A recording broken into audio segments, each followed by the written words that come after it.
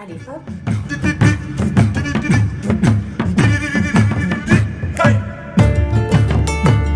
Tombouctou Héritage, c'est une association, c'est un projet qui, autour d'une communauté de valeurs, réunit des personnes qui se battent pour lutter contre le paludisme, pour mettre en place une ferme agroécologique, tout un système d'éducation et d'accompagnement de la jeunesse en lien avec les projets réalisés.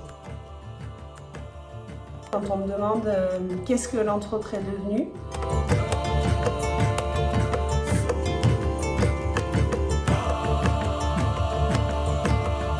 tout est réglé.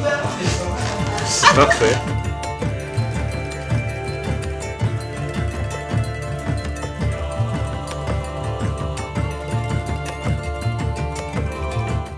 je montre toujours la maison de Tombouctou Héritage en disant l'entre autres est devenu ça. L'énergie de l'entre autres, la lumière de l'entre autres, l'essence de l'entre autres, aujourd'hui c'est Tombouctou Héritage. Tous ceux qui sont venus boire des cafés à l'entre autres, tous ceux qui ont consommé à l'entre autres, aujourd'hui, leur argent a contribué à lever cet édifice qu'est Tombouctou Héritage, qui est cette maison de médecine traditionnelle dans laquelle on peut accueillir notre projet déjà sur place. En janvier 2019, je pars au Mali avec une équipe de Français et j'emporte dans mon sac des graines d'Artémisia que m'a donné Lucille Cornet-Vernet, la fondatrice de la maison Artémisia France. Ces graines ont été plantées dans les champs donnés par un dispensaire non loin de Bamako.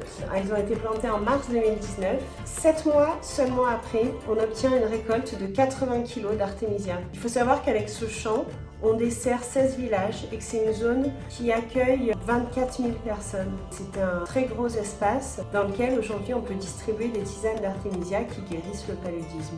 Le combat pour l'Artémisia est un symbole fort qui implique des gens autour de valeurs positives.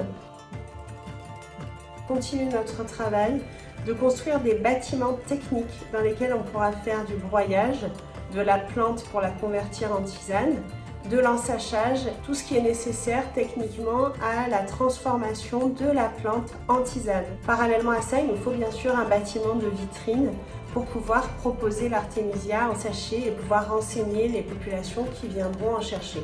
Ces deux bâtiments techniques plus le bâtiment vitrine recouvre une somme de 25 000 € qu'il faut qu'on trouve aujourd'hui pour qu'on puisse professionnaliser notre filière. On va lancer le crowdfunding sur une période de 2 mois de façon à nous laisser le temps de récolter les fonds nécessaires au moins pour lancer les travaux et mettre en place les bâtiments techniques.